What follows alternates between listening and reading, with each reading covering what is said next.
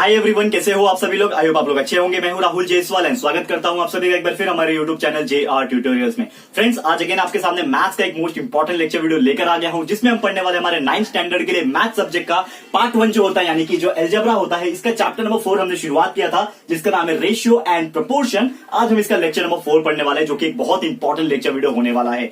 तो आपको याद होगा जो हमारा लेक्चर नंबर 3 था, इसके पहले जो हमने कंप्लीट किया था प्रैक्टिस सेट नंबर 4.1, जरूर से आपने देखा होगा किस प्रकार से रेशियो एंड प्रोपोर्शन हम सॉल्व करते हैं, उसको किस तरह से कन्वर्ट करते हैं परसेंटेज में, उसको रिड्यूस फॉर्म में कैसे लाते हैं। ऐसे बहुत सारे टाइप के क्वेश्चंस हमने देखे थे प्रैक्टिस सेट नंबर 4.1 में। तो आपने प्रीवियस वीडियो अभी तक नहीं देखा है तो प्लीज जाके हमारे प्लेलिस्ट सेक्शन में एंड वीडियो सेक्शन में भी आपको मिल जाएगा, तो आप फटाफट से वो वीडियो देख लीजिए, बहुत ज्यादा इंपॉर्टेंट था। और आज का भी जो लेक्चर वीडियो होने वाला है अगेन बहुत इंपॉर्टेंट होने वाला है, क्योंकि इसमें हम लोग को पढ़ना है कंपैरिजन ऑफ यहाँ पे रेशियो। ठीक है ना, तो रेशियो हमने जो पढ़ा था, क्योंकि टॉपिक ही वही है रेशियो एंड प्रोपोर्शन का। तो जो कंपैरिजन होता है हम लोग किस तरह करेंगे कि जब भी हम लोग बात करते हैं दोस्तों कि whenever we are talking about the comparison, तो हमारे मन में 2-3 चीज सबसे पहले आता है कि जब भी कोई चीज हम कंपेयर करते हो, लेट्स सपोज मेरा x कोई नंबर है, दूसरा कोई y कोई नंबर है, तो अगर मुझे दोनों में से कंपेयर करना है तो या तो मैं करूंगा, या तो वो रहेगा ग्रेटर देन रहेगा उससे, या तो वो रहेगा उससे लेस देन, या तो वो रहेगा उससे इक्वल टू। तो ये तीन ही चीज हो सकता है, यानी कि less than, equal to, greater than और इक्वल टू, ये 3 टाइप के ही हम लोग कंपैरिजन करके दिखा सकते हैं। तो वही टाइप के क्वेश्चंस आपके बुक में पेज नंबर 62 पे आप देखोगे तो सॉल्व एग्जांपल्स दिए हुए हैं। दोस्तों एक और चीज आपको बता दूं,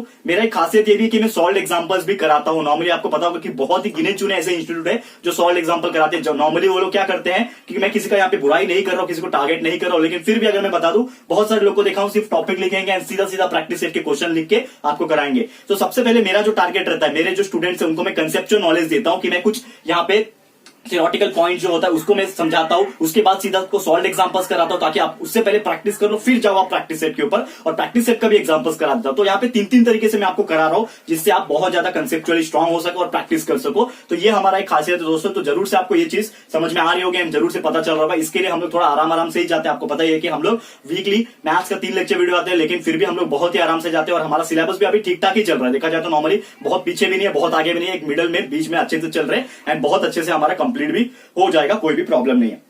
ठीक है, तो हम बात करें तो दोस्तों कंपैरिजन की। तो कंपैरिजन ऑफ रेशियो की अगर बात करूं तो सबसे पहला जो क्वेश्चन लूंगा, जो कि आपको बुक में दिया हुआ है, नॉर्मली इसको हम लोग सॉल्व करते हैं। First one that is given here as 4/9। ठीक है ना, एक रेशियो है मेरा 4/9 का और दूसरा मेरा जो रेशियो है वो है 7/8। अब इसको मुझे कंपेयर करके दिखाना है, तो किस तरह से इसको सॉल्व करना है। जब भी आपको इस तरह का कोई क्वेश्चन दिखता है तो सबसे पहले आपको यही करना है यहाँ पे कि दोनों को एक साथ लिख दो। दैट इज 4/9 को मैंने लिख दिया, करेक्ट है। एंड दूसरा जो है आपको यहाँ पे लिख देना है 7/8। ठीक है ना, यहाँ पे आपको लिख देना है, एक बॉक्स बना दो बीच में, और वो बॉक्स में आपका या तो लेस देन आएगा, या तो ग्रेटर देन आएगा, या तो इक्वल आएगा। ठीक है ना, या तो वो लेस देन आएगा, ग्रेटर देन आएगा, या तो इक्वल आएगा। ये तीनों में से कोई भी सिंबल यूज होगा। तो 4/9 आपने लिख दिया, बॉक्स बना दिया, और यहाँ पे 7/8 लिख दिया। अब नेक्स्ट स्टेप में आपको करना ये होता है क्रॉस मल्टीप्लीकेशन करना है। तो ये जो 4 है वो 8 के साथ मल्टीप्लाई करके लिख दो। तो 4 मल्टीप्लाई बाय 8 हो गया, बीच में बॉक्स कर दो, करेक्ट है, बॉक्स पहले से ही था। और ये 7 9 से मल्टीप्लाई हो जाएगा, यानी 7 मल्टीप्लाई बाय 9, करेक्ट है। अब इसको आप सॉल्व करोगे तो 4 8 होता है 32, बॉक्स रहेगा हमारा अगेन। एंड यहाँ पे आप देखोगे 7 9 का कितना होता है, 63 होता है। तो आप खुद ही देख के बता सकते हो कि 32 is lesser and 63 is greater.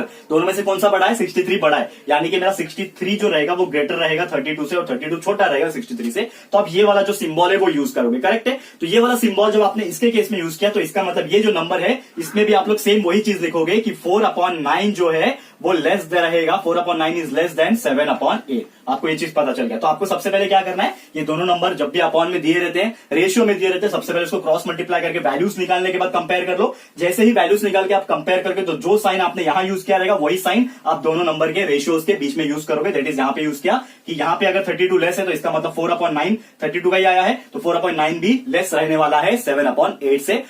Clear करता हूं यहाँ पे, और उम्मीद भी यही करता हूं कि आप लोग को ये एग्जांपल जो है बहुत अच्छे से समझ में आ गया रहेगा। यही चीज को कंटिन्यू रखते हुए एक और एग्जांपल ऐसे ही टाइप का ले लेता हूं, ताकि आप लोग को और ज्यादा क्लियर हो जाए, अच्छे से समझ में आ जाएगा। ठीक है दोस्तों, तो ये हो गया हमारा एग्जांपल नंबर 1। वैसे आपको एग्जांपल नंबर 2 भी करा देता हूं, ताकि आप लोग को कुछ भी तरीके का डाउट जो है वो ना रहे। क्लियर है, अच्छे से समझ में आ रहा है कि नहीं दोस्तों, प्लीज हमें कमेंट करके बताइएगा दोस्तों। जो भी आपका सजेशंस रहे या फिर जो भी आपको क्वेरीज रहे, आप प्लीज हमें कमेंट करके बता सकते हो। ठीक है, अब सेकंड एग्जांपल सेम इसी टाइप का एग्जांपल है, सेकंड एग्जांपल जो कि अगेन पेज नंबर 62 पे आप देख सकते हो। तो एक हमें रेशियो दिया हुआ है √13 डिवाइड बाय √8। ठीक है ना, √13 डिवाइड बाय √8 एक हमारा रेशियो है, और दूसरा रेशियो दिया हुआ है √7 डिवाइड बाय √5। ठीक है, ये हमारा एक रेशियो है। और आपने आपको देख के लग भी रहा होगा कि ये थोड़ा सा क्रिटिकल हो सकता है, क्योंकि इसमें रूट वगैरह दिया हुआ है। तो आपको कोई चिंता करने की बात नहीं, चाहे रूट दे क्यूब रूट दे, उससे हम लोग को कुछ भी फर्क नहीं पड़ता है। अगर आपको कंसेप्ट पता है, अगर आपको मेथड पता है, तो कोई भी क्वेश्चन जो होता है हार्ड नहीं होता है। अक्सर बहुत लोग को बोलते हुए सुना हो कि यार ये वाला हार्ड होता है, ये नहीं कर पाएंगे। क्यों नहीं कर पाओगे दोस्तों? अगर आपको मेथड पता है, जैसे मैं हमेशा बोलता हूं, कंसेप्ट नॉलेज है, तो आप कोई भी क्वेश्चन को इजीली सॉल्व कर पाओगे।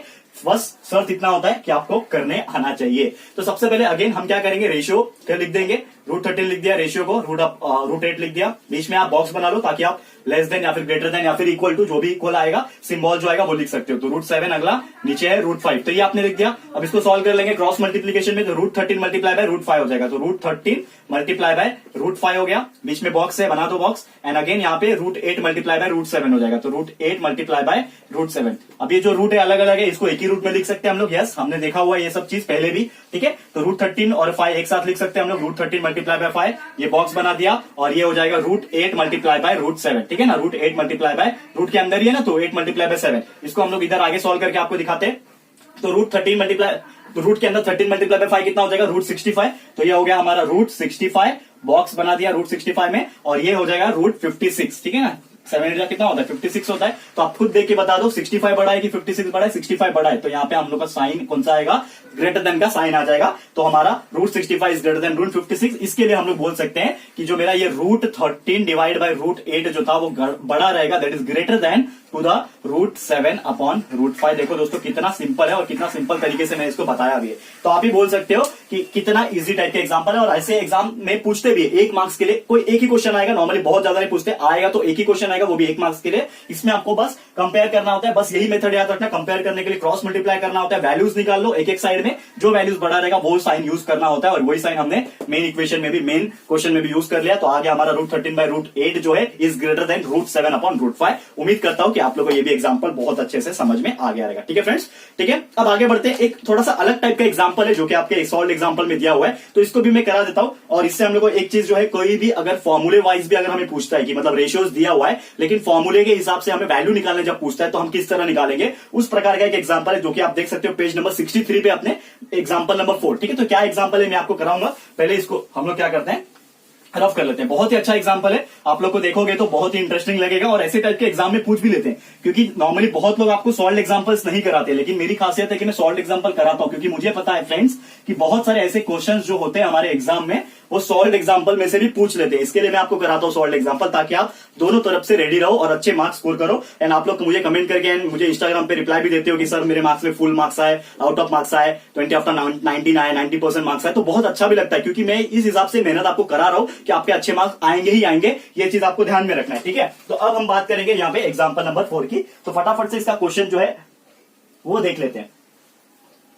ओके, क्या है क्वेश्चन, पेज नंबर 63 पे आप देख लेना, एग्जाम्पल नंबर 4। यहाँ पे हेडिंग डाल लेता हूं मैं, एग्जाम्पल नंबर 4 है, ठीक है, एग्जाम्पल नंबर 4। ओके, क्या एग्जाम्पल है आप देखोगे तो इफ ए, यहाँ पे बोला है एक रेशियो दिया हुआ है, ए रेशियो बी जो है वो दिया हुआ है हमें। तो if A ratio B is 2:1, ठीक है ना, 2:1 हमें दिया हुआ है, A ratio B is 2:1। And एक और रेशियो दिया हुआ है, बी रेशियो जो सी है वो दिया है हमें यहाँ पे 4:1, ठीक है ना। तो दो रेशियो दे दिया हम लोग को, ए बी का 2:1 है और बी सी का 4:1 है। ये हमने दे दिया, हमें वैल्यू निकालने बोला है, फाइंड द वैल्यू ऑफ, क्या बोला है यहाँ पे clearly, find the value of, किसका वैल्यू निकालना है यहाँ पे हम चेक करेंगे। तो फाइंड द वैल्यू ऑफ, किसका वैल्यू है, ए raised-4, ठीक है ना, एक ब्रैकेट में दिया हुआ है a⁴ divide by 32b² c²। तो 32b² c², ये हमारा इक्वेशन आपको नजर आ रहा होगा, और इसके ऊपर भी समथिंग है दैट इज क्यूब। इसका हम लोग को वैल्यू निकालना है। आप देख सकते हो कितना बड़ा यहाँ पे क्वेश्चन लिखा हुआ है, मतलब ए और बी का हमें 2:1 दे दिया है, करेक्ट है। ए रेशियो बी का 2:1 दिया है, बी रेशियो सी का 4:1 दिया है, और हमें इसका वैल्यू निकालना है। पहले तो पार्टीशन कर लेता हूं ताकि आप लोगों को ये स्पेस यूटिलाइज करके बता सकूं। ओके,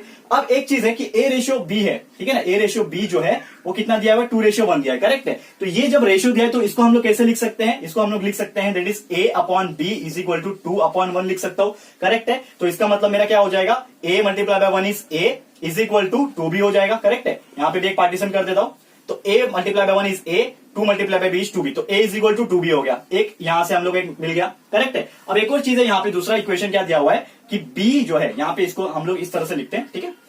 इसको मैं और थोड़ा प्रॉपर वे में लिख के दिखाऊं आपको। ये सबसे पहला हमारा क्या दिया था, a ratio b is equal to 2:1 दिया था, ठीक है, ये दिया था। एंड दूसरा हम लोग को क्या दिया है, B ratio C is equal to 4:1। इसको हम लोग कैसे लिखेंगे, B upon C is equal to 4/1 लिख सकते हैं। तो यहाँ पे मिल जाएगा B is equal to 4 times C, correct है ना, क्रॉस मल्टीप्लाई किया तो B is equal to 4 times C मिल गया। अब यहाँ पे आप देखोगे कि दोनों जो है वो अलग अलग है, ये A जो है ये 2B है और ये B जो है 4C है। तो हम लोग सब्स्टिट्यूट कर सकते हैं क्या, यस हम लोग कर सकते हैं कि ये जो आपको पहला वाला दिख रहा है ना, ये B की जगह पे 4C लिख दूं तो क्या हो गया, कुछ होगा क्या, लिख सकते हैं यस। तो मैं क्या लिखूंगा, A इज इक्वल टू लिखूंगा और ये 2 इधर ही है और B की जगह पे मैं लिख सकता हूं 4C। तो हमारा A का एक नया वैल्यू मिलेगा, that is 2 multiply by 4 is 8C। तो A मेरा कितना आ गया, 8C आ गया और B मेरा कितना आ गया, 4C आ गया। और दोनों के दोनों C के टर्म्स में, ये भी 8C के फॉर्म में है, ये भी 4C के फॉर्म में। तो अब ये जो स्पेस है इसको हम लोग यूटिलाइज करेंगे। यहाँ पे इसको मैं थोड़ा सा और अंदर की तरफ सरका लेता हूं ताकि ये हम लोग अच्छे से यूज कर पाए, ठीक है। तो यहाँ पे हम लोग इसको सॉल्व करके दिखाते हैं, मार्कर आपके लिए चेंज कर लेता हूं, ठीक है। तो अब यहाँ पे क्या करना है आपको, आप देखोगे सबसे पहले हमें सॉल्व क्या करना है, A/4 सॉल्व करना है upon 32 B square C square cube solve करना है। तो A का वैल्यू क्या है हमारे पास, A का वैल्यू है 8C। तो मैं क्या लिखूंगा यहाँ पे 8C, A के जगह पे मैं क्या लिखूंगा 8C और उसके ऊपर क्या है 4 है, करेक्ट है। 8/4, नीचे क्या है आपका 32 B स्क्वायर C स्क्वायर है, तो 32 ऐसे का वैसे लिखूंगा और B क्या है मेरे लिए 4C है, तो B का 4C का ये हो जाएगा स्क्वायर और मल्टीप्लाई बाय कितना है C स्क्वायर। तो C मेरे लिए क्या है, आप देखोगे तो C की जगह पे मैं C रखूंगा क्योंकि C के फॉर्म में मुझे वैल्यू जो है वो मिल जाएगा। तो C की जगह पे मैंने क्या लिखा, C ही रखा है, तो ये हो जाएगा C का स्क्वायर एंड डायरेक्टली इसका सबका क्या करना है, हमें क्यूब करना है, ठीक है। टॉप पे क्या है, क्यूब करना है। इसको सॉल्व कर लो दोस्तों, आंसर आ जाएगा हमारा। कैसे सॉल्व करोगे इसको, सिंपली तो 8C, ठीक है ना, तो 8C जो है आपका 8C/4 जो है, करेक्ट है। तो 8C/4 इसका मतलब क्या है मेरा, C/4 हो जाएगा, करेक्ट है। तो C/4 हो जाएगा और 8C के ऊपर 4 है यानी कि 8 जो है वो 4 बार लिख सकते हो आप। 8 multiply by 8 multiply by 8 multiply by 8 आप इस तरह लिख सकते हो, करेक्ट है। आपने इस तरह लिख दिया और मल्टीप्लाई बाय क्या है आपका, ये C के ऊपर 4 यानी C/4 हो जाएगा। नीचे आपका क्या है 32 है, तो लिख दिया आपने 32 मल्टीप्लाई बाय ये लिख दिया आपने और ये 4 स्क्वायर कितना हो जाएगा 16 हो जाएगा और C square is nothing but C square हो गया, ठीक है ना। 32 ये लिख दिया आपने, 4 का स्क्वायर 16 हो गया, C का स्क्वायर C स्क्वायर लिख दिया और मल्टीप्लाई बाय एक और C स्क्वायर है, करेक्ट है। और ये सबका क्या निकालना है हम लोग को, क्यूब निकालना है, करेक्ट है। ये सही जा रहे हैं हम लोग, और आगे देख लेते हैं, ठीक है ना। और आगे क्या होगा, ठीक है, और आगे देखते जाओ। नेक्स्ट स्टेप में हम लोग क्या करेंगे, तो यहाँ पे आपने एक चीज नोटिस किया कि ये 16 जो है 8 2 जा 16 कट हो सकता है, 8 1 जा 8 8 2 जा 16 कट हो गया, फिर ये 8 1 जा 8 और ये 8 4 जा 32 कट हो गया, करेक्ट है। अब यहाँ पे देखो 4 2 जा 8 हो गया, ये तो ये 4 1 जा 4 4 2 जा 8 कर सकता है और ये 2 और ये 2 कट हो सकता है। तो हमारे पास क्या बचा, ऊपर 8 बचा और ये C4 बचा। अब यहाँ पे देखो C/2 और C/2 क्या होता है, C/4 होता है, मतलब ये दोनों कट जाएगा, इससे कट जाएगा। तो ऊपर सिर्फ कितना बच रहा है दोस्तों, ऊपर कुछ नहीं बचा यानी कि एक 8 बच रहा है। देखो आपको मैंने कैंसिल कैसे करके दिखाया, ये आप लोगों को ध्यान में रखना है। तो ऊपर सिर्फ 8 बचा और इस सबका क्या होने वाला है, क्यूब होने वाला है और नीचे कुछ भी नहीं है ना, तो 8/1 इज 8, तो 8 का क्यूब होने वाला है और यही आपका आंसर आ जाएगा जो कि हो जाएगा 512। 8 का क्यूब निकाल लो 512 होता है और ये तो आपका आंसर है कि आपका A/4 upon 32 B square C square raise two cube, ये सबका फाइनल आंसर जो आ रहा है 512 आ रहा है दोस्तों। ये जो कट हमने किया है ना, ये कट में ही पूरा राज छुपा है। आप सोचोगे कितना बड़ा चीज है, लेकिन कुछ बड़ा नहीं था, सब चीज कैंसिल हो रहा है। सिर्फ एक 8 जो है, एक जो 8 है वो बच जाएगा, बाकी सब चीज जो है कैंसिल हो जा रहा है। क्लियर है फ्रेंड्स, तो उम्मीद करता हूं कि ये क्वेश्चन आपको समझ में आ जाएगा। जो भी मैंने कट का प्रोसेस बताया आप वहां पे दोबारा से देखिए, आपको नहीं समझा होगा तो फिर भी बोल रहा हूं कि बहुत सारे लोग कमेंट करेंगे कि सर मुझे नहीं समझा। आपके पास ऑप्शन है, आपके हाथ में मोबाइल फोन है, तो आप कम ज्यादा कर सकते हो। जब भी आपको नहीं समझ आएगा तो आप दोबारा देख लो, तो आपको समझ में आएगा किस प्रकार मैंने कट किया है। तो उम्मीद करता हूं कि ये जो क्वेश्चन है आपका, इसका आंसर हमने किस तरह से निकाला है ये आपको समझ में आ गया रहेगा। तो आप एक बार ध्यान से देख लो, एक बार मैं आपको 2 सेकंड का यहाँ पे टाइम दे रहा हूं, किस प्रकार हमने किया है, करेक्ट है।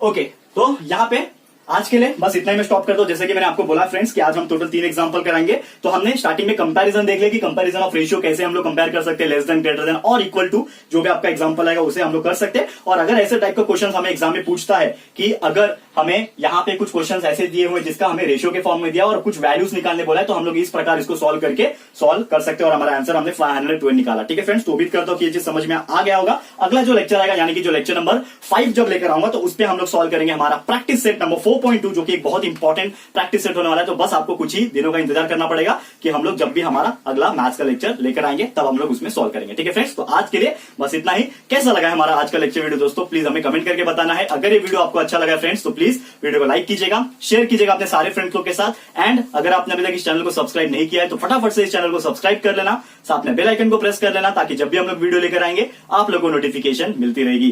ठीक है फ्रेंड्स, तो मिलते हैं हमारे अगले वीडियो में। ये वीडियो देखने के लिए thank you and good bye.